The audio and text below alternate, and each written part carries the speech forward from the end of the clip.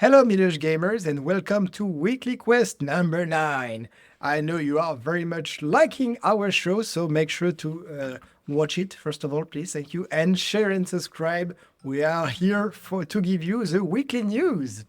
And with this very long intro, very sorry about this. I'll go first. That's fine. It is time. Nier Automata. Yeah, terrible intro. I'm apologizing for that. Stellar Blade is finally getting its first DLC, and it's not the DLC you want, but it is the DLC you want because this is the Nier Automata DLC. We've been waiting for this one for a while. This is the one that everyone's kind of like, come on, if you got to make one collab, and it's not gonna be another shift up, thing like Nikki or whatever it is. It's gotta be It's gotta be Nier Automata, and that's finally coming. It's coming on November 20th, which is tomorrow for me, and maybe the day after tomorrow for you, depending on where you are. But there's actually a lot coming with it because this is not only the Nier Automata DLC, this is also the photo mode DLC. So actually, there's two parts to this. One of them is paid and one of them is free. The Nier collab is paid. So with that, you're going to get Emil's shop, and there are 11 different collaboration special items. So there's quite a bit to go there. Definitely quite a few outfits. I'm sure there's a few accessories. And it looks like there might be a few different kinds of hair as well. Because it looks like we have, was it A1's hair? Or A2's hair? And so, her hair is long, and all of Eve's hair traditionally have been short with the ponytail. So, looks like we might get a few new hairstyles or whatnot. But those are all paid. But you are getting also a free DLC, which is just basically an update. I don't know. Sometimes people call these updates DLCs. Sometimes they don't. But anyway, this update is coming with photo mode, obviously, which is something people have been waiting for a very long time. And it's also coming with 4 different new outfits. So, check those out. And we're getting several new accessories, including one called the Symbol of Legacy, which is going to change your Taki mode. In the original game, Taki mode, you get the outfit that looks like Taki, the black kind of bodysuit and all that. However, at the end of the game, Eve does have a special transformation depending on which ending you go with, and that's the only way you can get it. Well, now, if you're equipping this accessory, when Eve transforms, instead of going into Taki mode, she will be wearing her outfit from the end of the game. So that's really cool. Also, if you've seen lots of these pictures of Eve, sometimes she's got these short hair and she's still got the ponytail that's kind of long hanging out the back.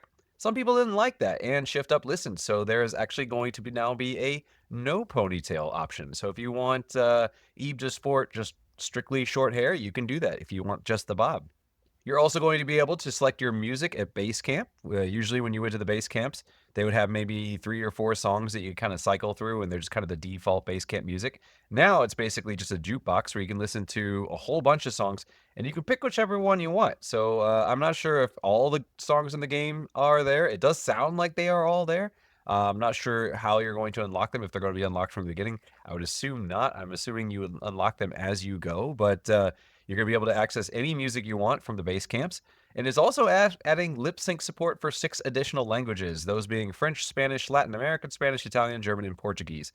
So previously, if you had been playing the game in, say, German, they would be speaking German, but the lip syncing would be matched to English or something else. So her mouth wouldn't fit what she's saying. So you'll be able to, it'll look like she's speaking whichever language that you want to hear there. So that's pretty cool. They've also added some auto-targeting and ballistics correction figures. So when you are doing an instant kill on an enemy, then it will be looking much snazzier and fancier. So quite a bit in the free part. And then again, paid with the Nier collab. I'm not sure how much it is. I haven't seen an announcement on how much that's going to be, but I'm definitely going to be picking it up. So yeah, definitely looking forward to this either tomorrow or the day after, and I'm sure a lot of other people are very happy as well. For Well, me, yeah, Nier with the Stellar Blade collab makes absolute sense. oh, it And makes what is the complete best? sense. Oh, completely. In Stellar Blade, what you really want is to unlock more suits, hopefully not censored. Nope, We'll see. I So, don't think yeah, so. no, excellent news. That's great. What's the expected price, do you think, and what do you imagine? I don't know. I mean, I never ask me how much something costs because I have a terrible sense of value in my brain. Because like you could tell me that it's like $5, and I'm like, okay, and you could tell me $20, I could be like, okay. I'm not good at pricing things. That's why I'm not a That's why I don't work in retail, because I would have no concept of the value of my own goods. But yeah, I don't know. Maybe $5, but again, maybe 10. I really have no clue. I'm trying to look up the store right now, see if I can find, see if they If we are have it talking listed. just outfits, if we are talking just outfit sets, if you take the Tales of and the East and stuff like this, it's usually about $5 to $7 per set of outfits. So they have the usual like Japanese school uniform, like beach uniform, stuff like this, and each of them is usually around the $5 marks. If it's just costume, I would expect it the same, more or less. Yeah. Yeah, that's the thing too, is like you'll get a DLC for something, and it'll be like, okay, we're doing the school outfits, right? If you're doing like uh Persona or something, and they're like, okay, we're gonna do the school outfits DLC, and that'll be $5, but one DLC will have you know 8 costumes, and the next DLC will have 20 costumes, and it's like, so if I had to guess, I would say maybe around $5 would be my guess, but don't quote me on that because it could be more. But that would be my guess. 5 just seems like a standard number, I think. But All right. And with that, thank you very much, Adam, for this first story. oh, no Let's problem. go to Korean. Now, what's your first story? So guys, I just ordered my Steam Deck yesterday, and with that in mind, my first choice is actually an indie game for you, right? And the category, of course, is lots of you are searching for small indie games, and this is definitely the definition of small indie game. It is published by the very famous Tiny Bolt Games. You might remember them. I guess the first Tiny Bolt game I played was like a train game on the iPad. Oh, must have been like 5, 6, 7 years ago when I first got the original large screen iPad, the 12.9-inch. And it was just a cool train game. But Tiny Bolt is a publisher which basically publishes tiny, small indie game studios. They're not as well known as Devolver Digital, of course, or Enterprise Interactive, but they still make some really good games. So what is the game? It is I Am Future Cozy Apocalypse Survival. I feel like we might have talked about this at one point with like a potential indie game or something like that, and it was in early access, so it just released literally 5 days ago on November 15th. And basically it's a combination of My Time at Sandrock, it's a combination of Valheim, it's a combination of a bunch of different games set in a post-apocalyptic world. But there's like none of the stress that you typically have, right? Where like in Valheim, I remember when you start off, like you can get killed like in the first 10 minutes because if you just walk too far away from the initial save zone, they're like, hey, here's a tiny little goblin. Oh my God, it's gonna be easy. Once hit and you're dead, right? That's it. Like, so this game, there aren't enemies, but they're more along the lines of like pests and sort of stuff you have to keep away from your crops as you're farming. So they're pests like that. But overall, this game is just along the lines of go into this place, right? It's like My Time at Sandrock, My Time at Portia. You're making stuff, you're doing farming. The one unique thing that I like about this that I guess will be in My Time at Evershine is the idea of automation. So if you're familiar with the game like Satisfactory or Factorio, right? Those are the games that took this sort of like survival element. There's a whole bunch more, like Dyson Sphere is another one, where you had the ability to say, okay, I get to a point in the game, and instead of having to manually harvest my crops, right? Instead of to manually do these things, I have robots or other sort of automation mechanisms in order to do that. So you can automate the stuff. And again, if you want to, because some people do like to wake up in the morning and go and pluck the turnips and water the corn and that sort of stuff, right? But in some people don't, and this gives you the option, and I like that in this sort of survival game. Another cool thing about this as well is the art. I love the color palette, less so the art style. It reminds me of cell shaded stuff, like what is that like adventure game people like X13 or something, or was like 13 was the game? I can't remember the game. But I'm not a big fan of cell shaded art. It kind of looks like that, a little bit janky, but it is very colorful. It is very beautiful. You'll see lots of greens.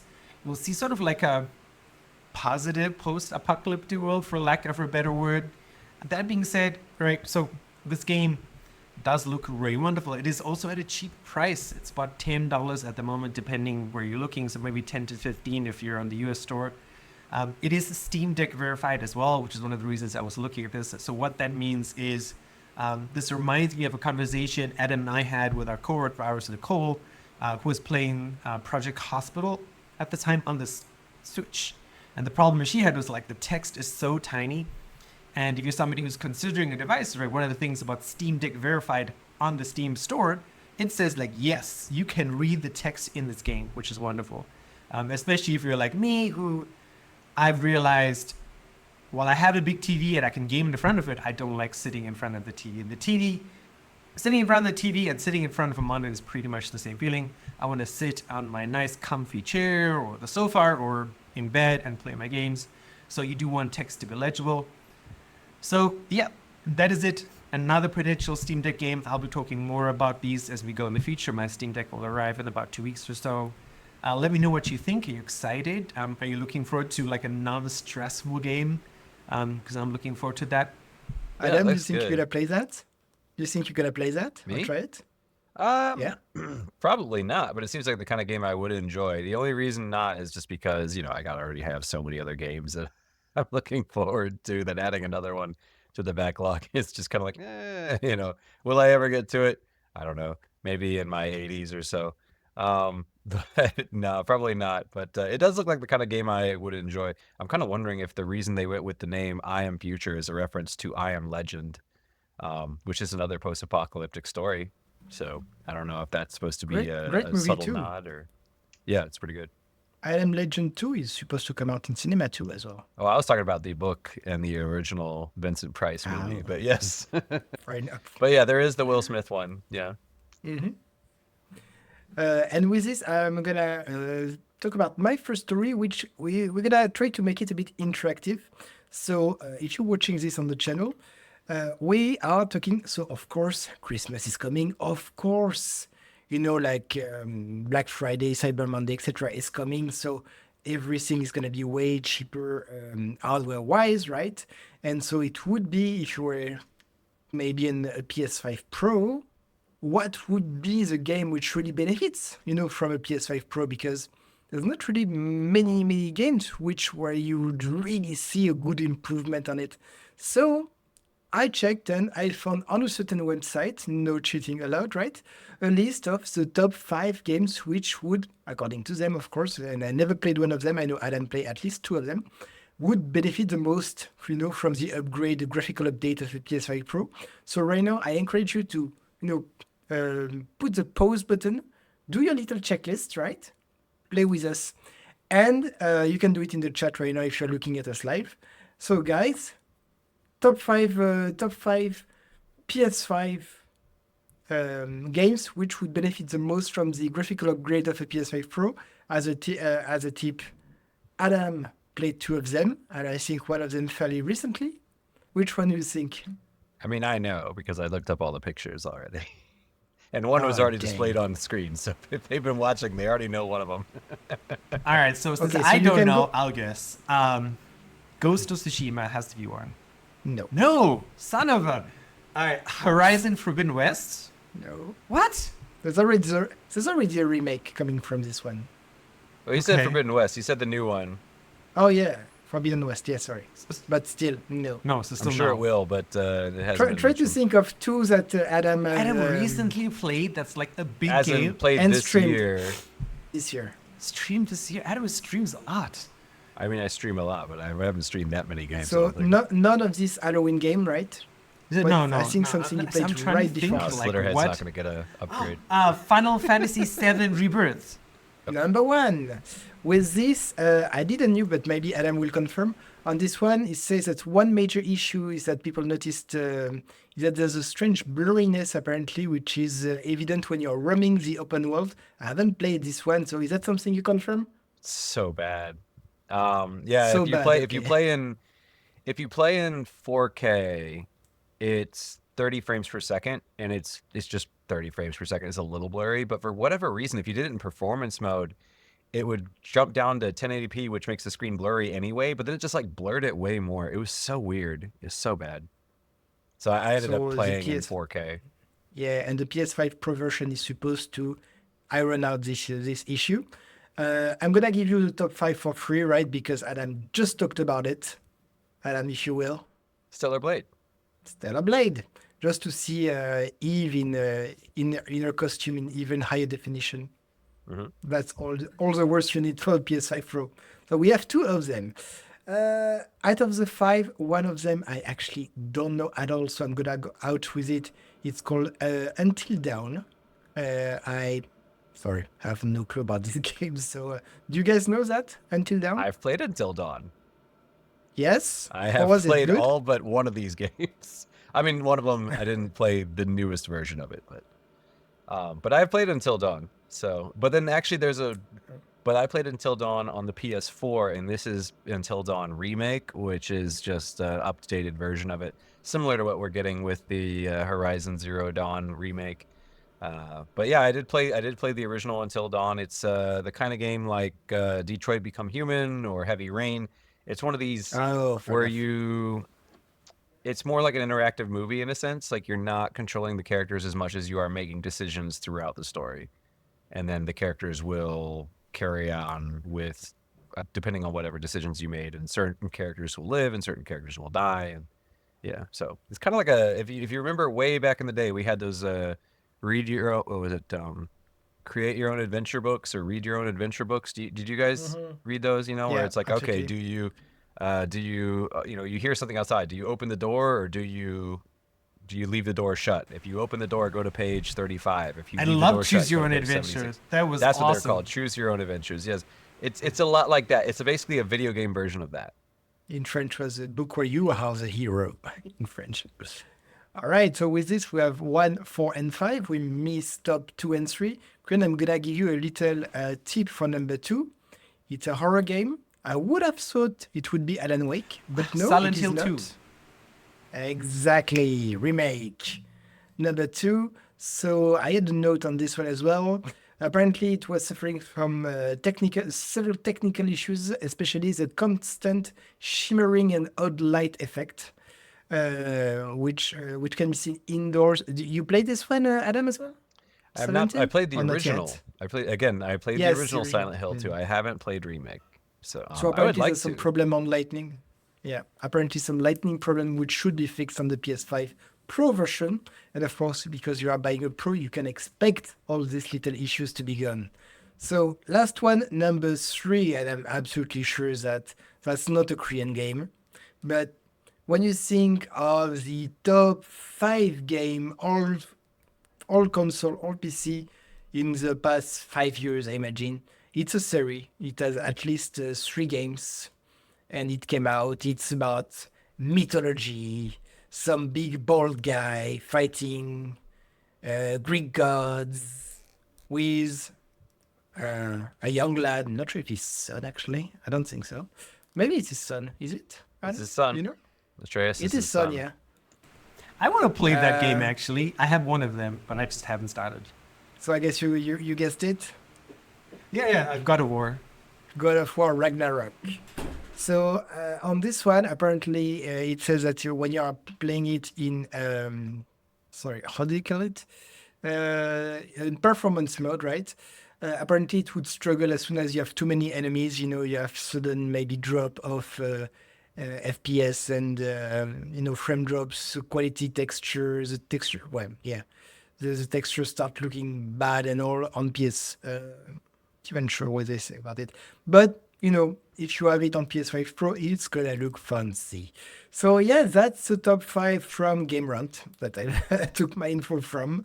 I would have expected Alan Wake 2, but maybe that one is maybe too new for it to look even better. Could have been great though. So yeah, if you have more game that you think would look much better on the PS5 Pro and worth the price of buying a PS5 Pro even on a Black Friday, make sure to tell us in comments and give us your list. Yeah, I'm also wondering with Alan Wake, who makes Alan Wake? Who makes Alan Wake? Oh, Remedy you're giving me- Entertainment. Thank you. Because I remember that wasn't the first one. Because Alan Wake is typically associated with Xbox, so I'm like, Microsoft doesn't own that one, does it? Do they? I don't know. Okay. It is on PS5 though. Well, it is on PS5, but I think the original was it the original one only came back was a timed exclusive to Xbox or something like that. So I was like, maybe PlayStation isn't their priority. I don't know. Maybe that's why Alan Wake is not getting the treatment immediately. Possibly, but it was in the list of the 50 games that get a PS5 Pro treatment, though. Oh, okay. So maybe it is okay. So maybe it's just not as big of one, or maybe Alan Wake already looks so good that it didn't have problems and didn't need the upgrade in the sense that maybe like the blurriness of Final Fantasy VII Remake did, so Rebirth did. So Also, maybe the guys at Game Run didn't have the time to play all 50 games as well on the PS5 Pro. what? No. What are you talking about? There's plenty of time. There's only one guy, 50 games. That's a lot. I wish. When we are pro. All right, and with this, it's up to you, Adam, for your second story. Yeah, so my second story is kind of exciting. This is a game that Korean and I have both. Korean, you backed this game as well, didn't you? I think. Yep, Korean did. So Korean showed me, and he was like, hey, you should back this game. And I looked at it, and I was like, oh my god, yes, I should. It's on Kickstarter. It is Legally Distinct Patapon. And I say legally distinct Patapon, not Patapon at home, not a Patapon clone, because this is actually made by the same guys that made Patapon. And then they, when Japan Studio or whatever ended at Sony, then these guys are like, you know what? We really like this style of game. Let's make another one. There's nothing else like it out there. So yeah, this is a legally distinct Patapon. It is called Ratatan instead. But it does change a few things. So for one, this is going to be a roguelike rhythm side-scroller. Patapon always had set levels that you were trying to progress through. This one being more roguelike means that each time you play a level, it's going to be a little bit different, which makes it really interesting.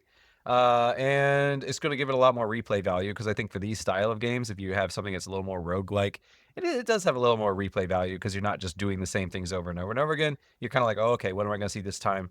And adjust to it. So in this one, is probably closest to Patapon 3. In Patapon 3, you had your little Patapons running around, and then you had your hero who was kind of leading the group. Here you have your Kobuns. Those are the little dudes running around. They're the equivalent of your Patapons. And then you have your Ratatans, which are going to be your Patapon heroes. And they have these bigger instruments. They can inspire the troops, and the troops are going to kind of model themselves after these larger Ratatan. And also, you can have more than one. So in Patapon 3, you could only have one Patapon hero at a time. Here, you can have at least 3 Ratatan. I've seen in the videos, there's at least 3 of them running around at the same time. I don't know if you're going to be swapping between them, or if you're kind of controlling them all at the same time. I'm not quite sure. But that's really cool that you're going to be able to have more of these. So you're going to have a little bit more of a dynamic grouping there. It's also... was it Fever returns, and they even call it Fever, which is from Patapon, which I would have thought would have been a legal thing. But they call it Fever. It's still Fever. And if you watch the trailers, when they hit it, the guys still go, Fever! It's exactly the same. So that's really cool that they're able to do that. Some of the controls are a little bit different. For instance, in Patapon, it was always based on 4 beats, and they were, was it Dawn, Patapon, and Chaka? And then you would have to do some combination of 4 with those to do commands. And this one, there's 7 different buttons, so there's a lot more than just the 4 that you had before. But also, it looks like they're not always in sets of 4, because when they're showing the trailer, sometimes they'll only do 2 beats, sometimes they'll do 3 beats. So it looks like there might be more kind of commands in that sense. I'm not quite sure how it's going to work or how complicated it's going to be, but there are 7 different commands that you can give your little Kobun in this game, or your Ratatan in this game. Looking at the trailer now, it looks like you can have up to 4 Ratatan at a time, not 3. So that's one new feature. Another new feature is they have these things called Ratakaruta. These are basically like cards, so you can apply cards to your team. So I guess there's a little bit of deck building in it, and in the sense that you're not playing a card game, but that you can get like a card that increases your crit, or a card that allows you to heal, or something like that. And you can apply these cards to your group, and these will enhance your group, so you can enhance things that way. That's new. They also have like I said, more than one Ratatan on the team. And also his name is Kazuto Sakajiri. Hopefully I pronounced that correctly. He's the producer of the game, and he said the 3 main game concepts are over 100 cute characters fighting it out on screen, 4 players simultaneous battle, and more adventure and roguelike elements than Patapon had. So basically, imagine Patapon, but roguelike, you can have you can have up to 100 dudes on the screen at a time, which is a lot. And also, what did he say? Four-player multiplayer. So I don't know if that's PvP. I don't know if that's co-op. I guess we'll have to wait and see. But or maybe that's why we can see that there are 4 of these Ratatan on the screen at a time. Maybe it's not that it's one person controlling, all 4 of them at the same time. Maybe that's actually 4 different people. I don't know. So that'll be really interesting to see. The game is releasing currently. The plan is April 2025. So we don't have an exact day, but we do have a month. And it will be releasing pretty much everywhere. So PS5, PS4. So if you're on PS4, you can still play this game. It's going to be on Switch. It's going to be on Xbox. And it's going to be on PC. So you have no excuse not to play it if you want to. Quickly. Yeah, sorry, I was just you mentioned Kickstarter, so I was just checking. Campaign finished quite a while ago, right? But apparently you can still pre-order the game on the say backer kit. I'm trying to find the price or something, but I'm not having much luck on this. You can order a lot of little plush, very cute stuff. I had no clue about this license, but no, it really makes me want to play it. So they collected 1.4 million US on this campaign. So massive campaign for them. Congrats. Yeah. And they hit their target in 1 hour. 1 hour. Wow, fantastic. 1 hour they hit their target. I didn't know. I suppose it's going to be a Steam game, you think? It's on PC, so I'm assuming Steam. I'm assuming it's not it's Epic. On PC. So. All right. Okay, so I'll come back in April 2025 to check this one because it looks cool. But after the one that Korean talked about first. Adam, April isn't April early access, or is it fully coming out in April? Maybe April's early access. When I saw it, they just said that they were aiming to come out in April. But maybe April's early access. I don't know. I could be wrong. I feel like there's so many Kickstarter emails I get, and it might be April early access to someone else. But if it is April next year, that'd be wonderful. It says on the Kickstarter, just estimated delivery April 2025. Yeah. So not much more detail than that. But yeah, Backer Kit is the main platform most people use these days. Like if you, like back in the day, if you failed to kickstart something, you're just out of luck. But now, with most Kickstarters, if they use Backer Kit, you can still like participate in a Kickstarter. You usually pay like a $10 or $15 premium on the price, and you can't because I think Kickstarter legally requires them to say, hey, you can't charge the same Kickstarter price. Then what's the point of having a Kickstarter? Because Backer Kit is not owned by Kickstarter. It's a different company. But yeah, no, Backer Kit is sort of like the infrastructure for people to say, hey, I kickstarted this. Let's send out the emails. Okay, everyone, what are you playing on? And then they'll send you the keys. They'll do all the key management. So for example, if you lose your key for Ratatan, right, at some point in the future, and you have like a totally new PC, and you didn't use it, like you can always go to Backer Kit and get it. It's a pretty nice option. But yeah, no, I had a PSV at some point when I lived in America, or maybe I lived in Ireland, one of those two. And I remember playing God of War for the first time, like, oh my God, this is awesome. The other game that I actually played and liked was Patapon. And that's why, like, I saw this and I never finished the Patapon games. But I was like, oh my God, I just love the rhythm idea. And I hate rhythm games. There was this game when I had come to Taiwan maybe a few years ago. Adam will probably know.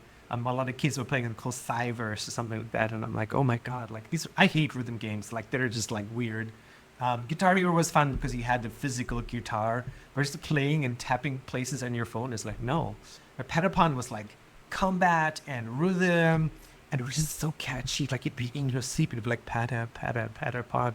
And it just, like, you can't forget that stuff, right? Like even all these years later, and then just listen to Adam talk about it, go back to old videos where we talked about Patapon, and as usual, like I have like vague memories of things, like even at 40 years old, I believe Adam is 40 years old. Yep, 40, 84 like my younger brother. He still remembers this thing like freaking daylight clarity. That is impressive. My mind just latches on to it, I guess. But yeah, Citus. Yeah, I still see students playing Citus now, so it's still popular. All right, so one more game for your 2025 backlog. And with this, Krian, let's go with your second story. All right, guys, girls, and anyone else. It is almost Black Friday. It is in 10 days.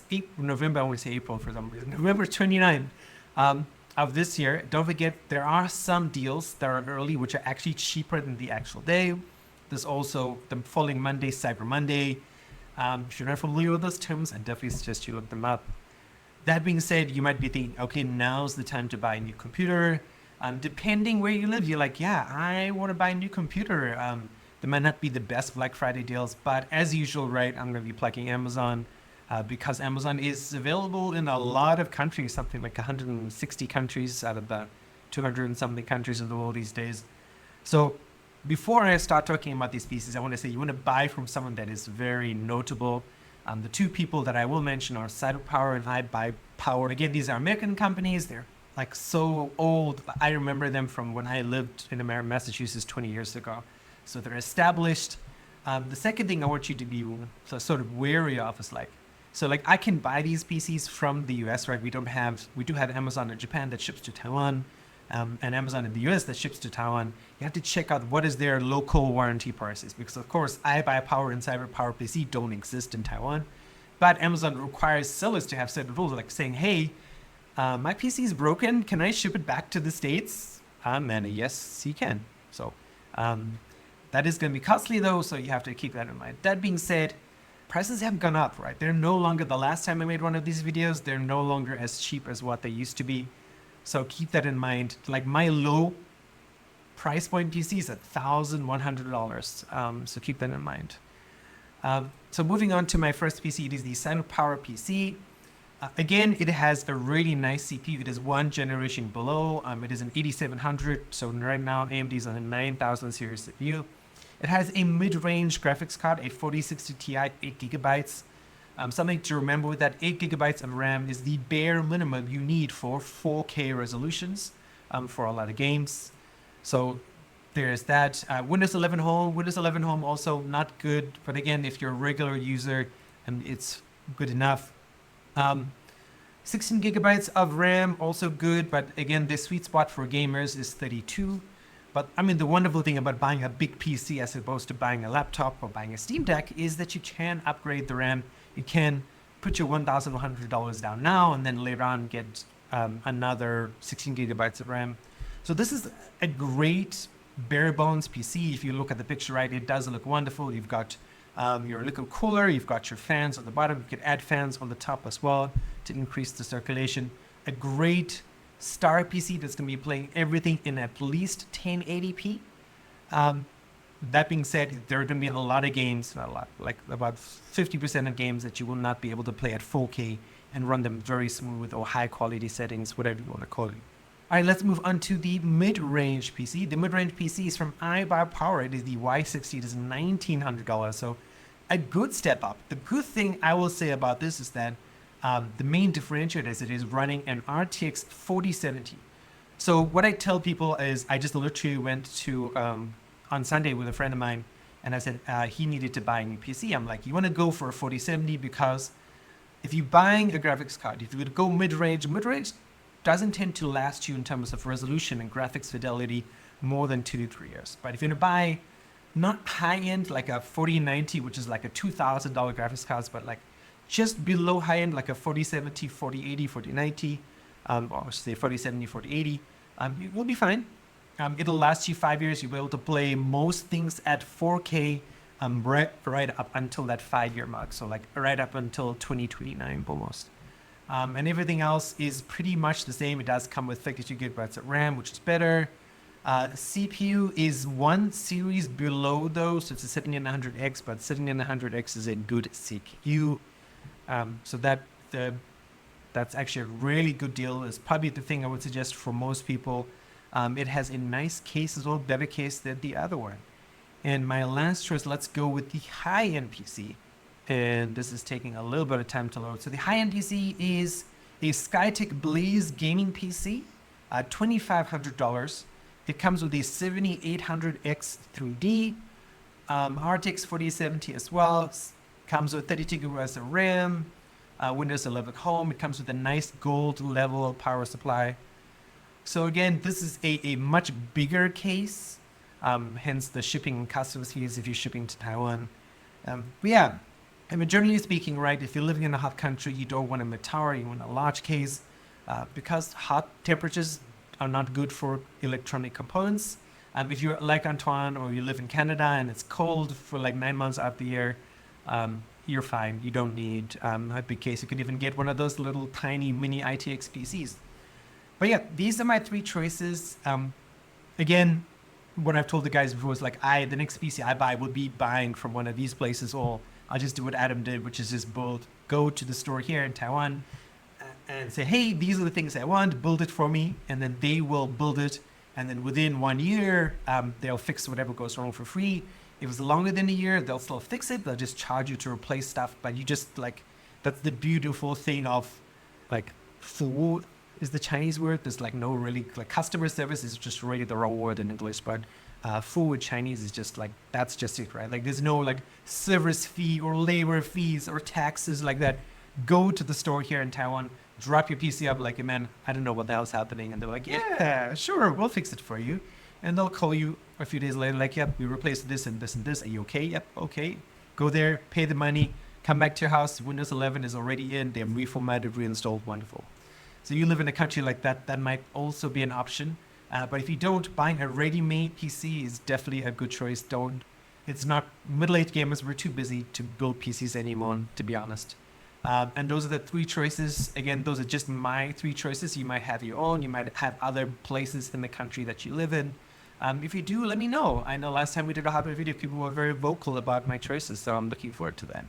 And that's it. Yeah, I got a CyberPower myself, so I had some issues at first, but at least their customer service is responsive, and that's something that you really want. I guess with this, no more comments on this topic. And then now, Yeah. fair enough. That I guess I will go with my second and I suppose final story of today. And I'm gonna go on the Blizzard world of StarCraft. So, as you know, StarCraft 2 Wings of Liberty is the latest installment in the series.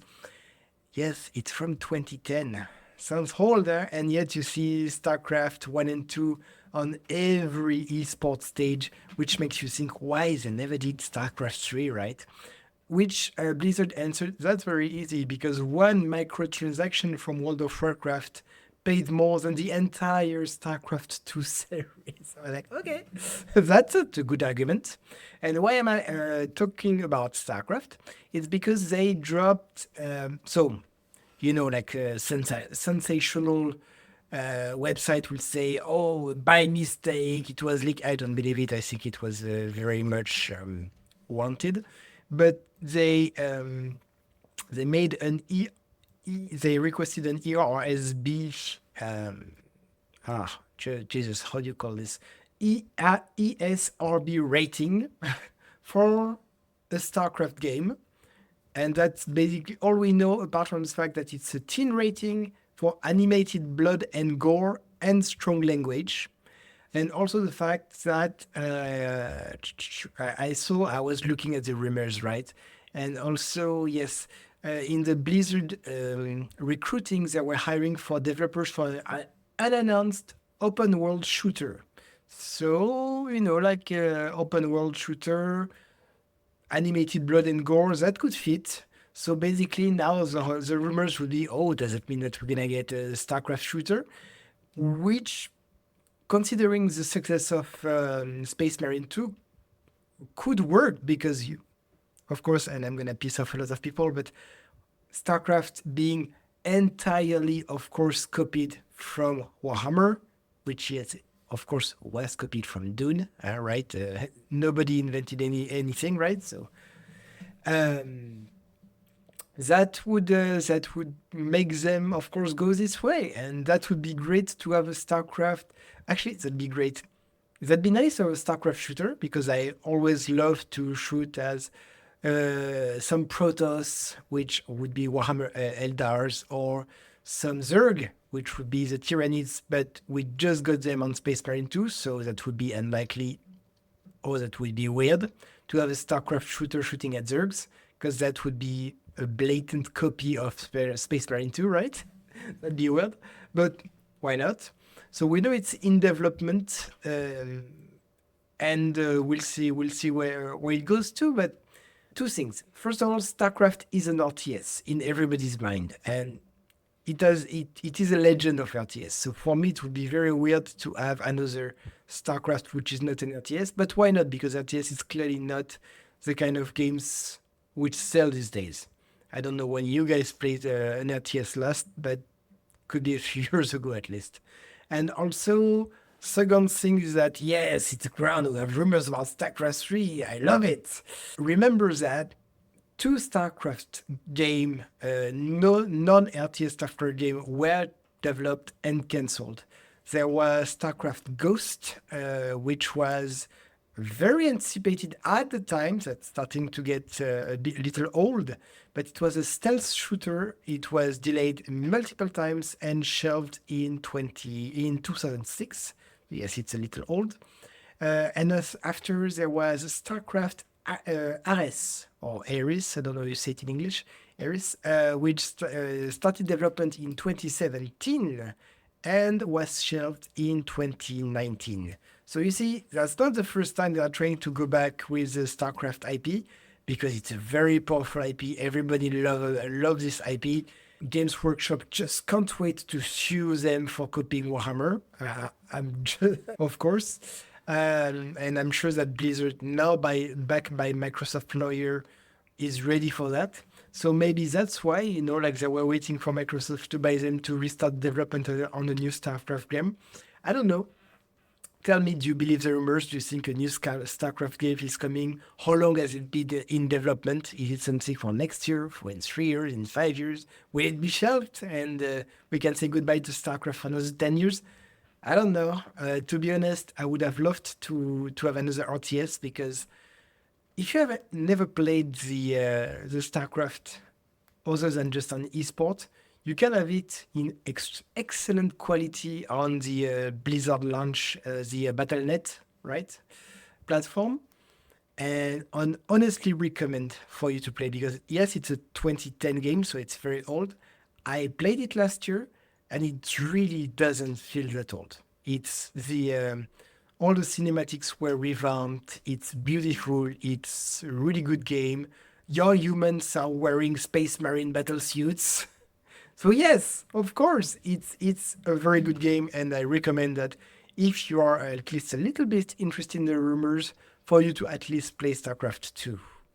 One, yes, maybe that's getting a bit old and the graphics could be a bit off-putting, but two, you have no excuse. It looks great, it plays great, and it really puts you in a very simplistic Warhammer universe, 40k of course. And yes, that's something that I would recommend. So I'm waiting to see your comments on these rumors. Are you excited or not? Do you think it's going to happen or not? I really hope it's going to happen. My take is that it's not going to happen for at least 2 to 3 years, because they are just starting to ask for the ESRB rating, sorry. So yeah, just tell us what you think. What do you guys think? If they're asking for the SRB, sir, do you do that at the beginning of development, at the end of development? When do you ask for the ratings? Because usually that's something you ask pretty late in development, right? Because they have to review the game, so you have to have at least a playable build. So for you, that means that it could come out as early as next year, or? I mean, my thinking is that they are developing a StarCraft game, but it's going to go the way of Ghost, because Blizzard has a habit of creating something and then down the line being like, nah, just canceling. They did that with the recent. Wasn't there another game that they were working on? It was like a new survival game or something like that they recently canceled, and they've been working on. It was supposed to be like their most recent new IP or something like that, and then they canceled it, if I remember correctly. I might be remembering that wrong, but yeah, my thinking is that they are actually working on it, but we'll never see the light. It'll never see the light of day. That's a bit of a skeptical, or was it cynical? Cynical is the word I'm looking for. That's a bit of a cynical take on it. But yeah, I like that you point out that it's a clone of was it 40k, because originally it was supposed to be a 40k game, And then I don't know Yeah. who backed out of it. I don't know if Blizzard backed out, and then or if was it Games Workshop backed out, but somebody backed out, and then Blizzard was like, you know what? We already basically half have this game. Let's just make everything slightly different and then just release it anyway. And that's what they did. So yeah, it was originally supposed to be 40K. So of course it looks like 40K. But yeah. Apparently, that was Untitled Survival Games, so that was the name for it. Unless you are talking about Odyssey, but Odyssey is a bit late. Yeah, it should be like a Maybe- survival game. Yeah, Odyssey was a survival game. Started development in 2017. that sounds about right. Is that the one that was canceled, right? Yes, it was supposed to be the first new IP since Overwatch. Yep. And That's the one. Yeah. Quick. So I have little faith in Blizzard. I mean, obviously they're going to release new stuff, but my default is you're going to break my heart. So I'm just going to prepare for that every single time now. if you release, you're gonna break my wallet with microtransactions. Thanks, Blizzard. I'm going to come down to the opposite side of the coin here. I think this is going to come out soon. Primarily because, right, they were beholden to the money-focused ideals of Bobby Kotick for however long Activision Blizzard has been, like, since 2008, right? The Microsoft acquisition just happened, and we can see how much Game Pass is going to be such a big player in the gaming universe.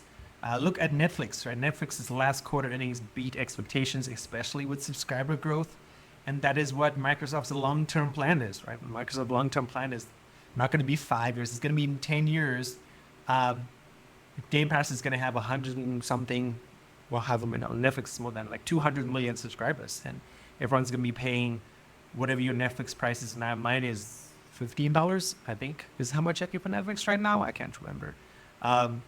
But yeah, $15 times 200 million people, and that is what stockholders care about, is that every month Microsoft is raking in 15 times 200 million. And to do that right, you need single-player games. That's where the industry is going, right? That's what people who buy things like Game Pass want to play. They want to play those day one releases. And, you know, monetizing those online games are like a portion of your income, sure, but like Microsoft has seen the change, so they're pretty smart about that sort of stuff.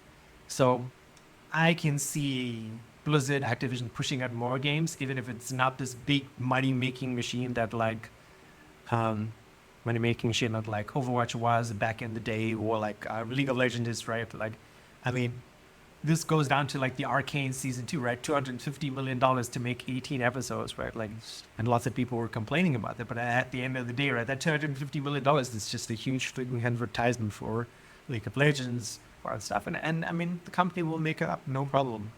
So, yeah, I think we're going to see lots more StarCraft, Warcraft games. The Warcraft Remastered just came out, right? People are liking them.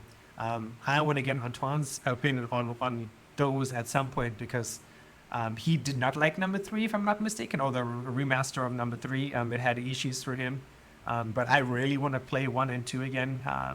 So before I buy them, I have to check with Antoine about that. But yeah, I'm excited for whatever the next chapter is, especially with them being backed by Microsoft and being owned by Microsoft. I think we're going to see less of a finite monetary apex focus from them, and more of a like the long-term 10, 15-year down-the-line strategy plan, which I think would be good for gamers. Maybe not good for developers in terms of Game Pass. Just to confirm, I love Warcraft 3. It's just the Reforged was a sham. And if you want to play Warcraft 2 in French, I highly recommend that you download the voice pack made by YouTuber Bob Lennon, especially for Warcraft 2. He was, Blizzard asked him to do that, and you just can't help cry laughing the whole game. So I really recommend for you to get this in French. Sorry if you don't speak French, but yeah. And with this, yeah, Adam, anything else on the Warcraft front? No, I mean, StarCraft, there was, StarCraft. I saw this morning they dropped the list of games for the nominees for Game of the Year, but I mean, if you guys want to take a guess at that, but other than that, no news. Final Fantasy! Yeah, it's on the list. There's 6 games. Well, there's 6 things on the list, I should say. Elden Final Fantasy is Ring, definitely one of them. Shadow of the Elden Earth Ring. Tree, unfortunately. Shadow of the Earth Tree's up there, yep. because they made the Wukong. announcement that DLCs and remakes count. Which, to be fair, I mean, a lot of people are saying, "Little Final Fantasy VII remake is a remake," and I'm like, "Yeah, you're stretching the term. You're stretching the definition of a remake there. Story's different, gameplay's completely different, graphically updated. It's got the same name, it's got the same characters, and it kind of follows the same story beat. But this is no Last of Us, or I think when most people say no remakes, they mean like Last of Us, Horizon Zero Dawn. But yeah, so Final Fantasy VII Rebirth, Elden Ring, Shadow of the Erdtree. Can you guess the other four? Wukong. Wukong, yeah, Wukong's on it. I'd love to see Stellar Blade, but that's Unfortunately, no. Stellar Blade is only nominated for Best Action Game and Best, I think it was a sound design or music or something like that. So no, Stellar Blade is not on the list of Game of the Year. It is nominated for some other things. Though. Zelda Breath of the Wild? Breath of the, you mean Tears of the Kingdom? Oh, Tears of the Kingdom. Yes, sorry. Was that this year or last year? But that was last year. This year was the Zelda one. Oh, the new one, yeah, the one that Korean played. Oh yeah, but I Yeah. don't think that would be there. Nope, that one's No. not nominated. No. I would say Space Marine 2 because it was made by Love, but it's too niche for it. Nope, not that one. Yeah, no. Give us a clue. Okay. Oh, no, one of of course, them's an of course. RPG. No. that, The Astrobot. Astrobot's Astrobot. on there. Baldur's Gate Astrobot's 3. on Astrobot, them. yeah. No, Baldur's Gate 3. What? That came out years Last ago. year. Oh no, whatever the new Baldur's Gate was. That was Baldur's Gate 3. Yes. Maybe years They ago. don't have last any year. DLC or anything. The- Yeah, that the- was like the last one year or last the year year. before. Oh really? Yeah, Oh that god. was- yeah. No, it's another. It's a new franchise made by a publisher that is very famous for JRPGs. Well known for their Persona? music. Atlas?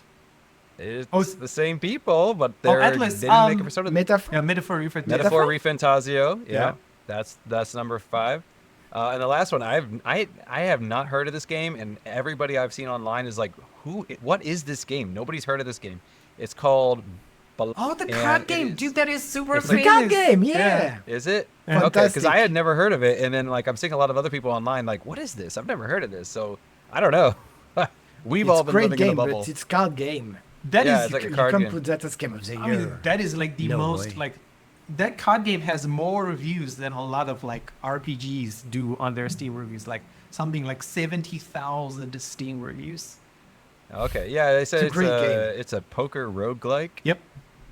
Okay, so yeah, so the 6 nominees are Final Fantasy VII Rebirth, Elden Ring, Shadow of the Erdtree, Astrobot, Black Myth Wukong, Metaphor Refantasio, and Balatro are God. the 6 nominees for Game of the Year. With, of course, Astrobot winning. Everybody knows that already. No, I'm voting for I don't know, Balatro. a lot of people are a lot of people are expecting Shadow of the Erdtree to win. Das. Because a lot of people were thinking that the reason they made that announcement is so people don't rebel when they wins. So of these 6, I'm rooting for Final Fantasy VII Rebirth. So we each Fair have our enough. own choices. I don't believe it. Exactly. Which one are you going for? So you said Elden Ring, right, Trian? Hell no. No, he said Balatro. He's going for the card game. Sure, no way. Yeah, of course. It's great, but it's a simple card game.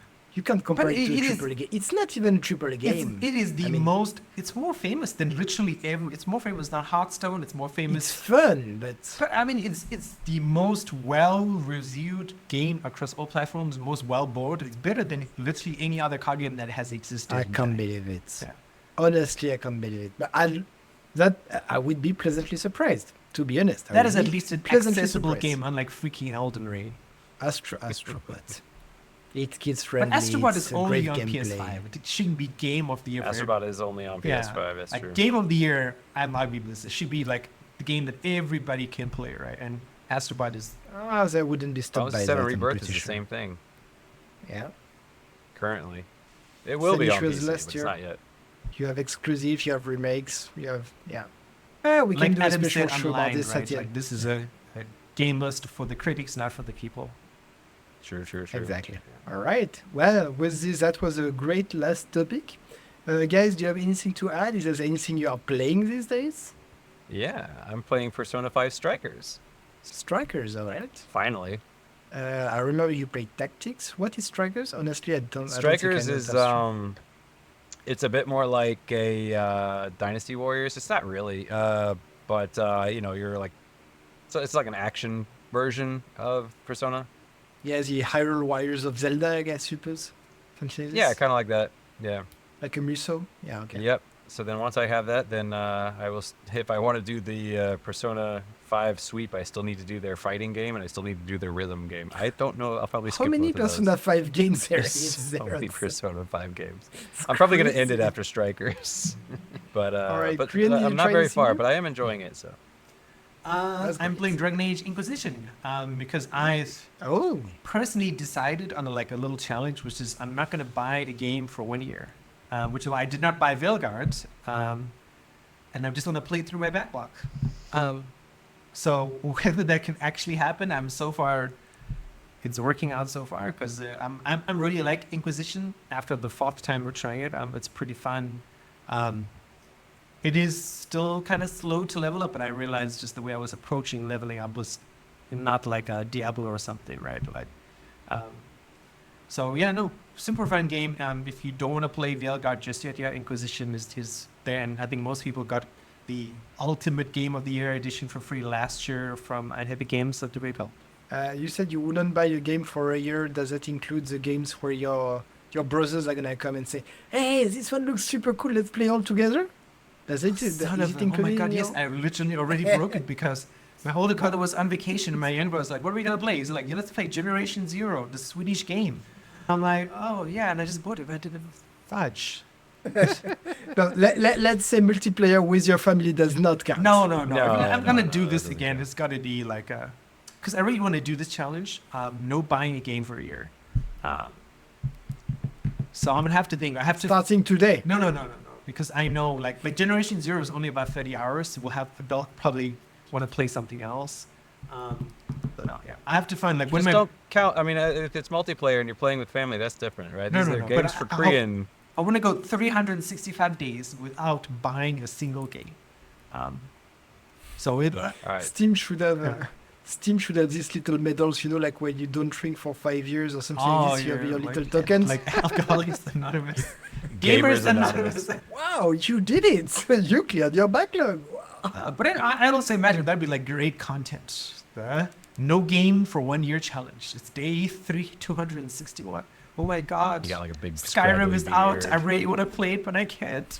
Been out for a while. If you I don't have mean, it I yet. should say Elder Scrolls 6. When does know, my Subnautica come out? Next God, year. yes. Early access, early Subnautica access, too. early access, early Oh, access. it's fine. Because we were saying like if we want to do like a group stream, so I'm with so when Subnautica comes out, then Antoine and I can harass Korean and be like, come on, join us, Korean, break your past, you can do it. Shiny octopuses. I'd be oh god, yeah. So I need to Tips think you about out some of it. timelines here before I do that again. It's like a challenge. You try to not buy games, and we do everything we can to get you to buy a game. Oh god. And on my side, I discovered the 𝙂𝙢 series, which I don't understand why I never knew about it before. I'm a big fan of the Tales of series, and someone say, "Oh, you must have love 𝙂𝙢," and I'm like, "What is that?" So I started with the 𝙂𝙢 8, which was 50% off last week, and my god, it's fantastic. It's really, really cool. A bit punishing, really, really punishing if you play anything else than normal, but it's really cool. Like action RPG. Really looking old on the graphic engine, right? It doesn't look especially good, but don't let that stop you. It's really, really, really cool. So yeah, that's it for our games. Tell us what you play. We always like to see what you play and try to tempt Korean to buy another game again.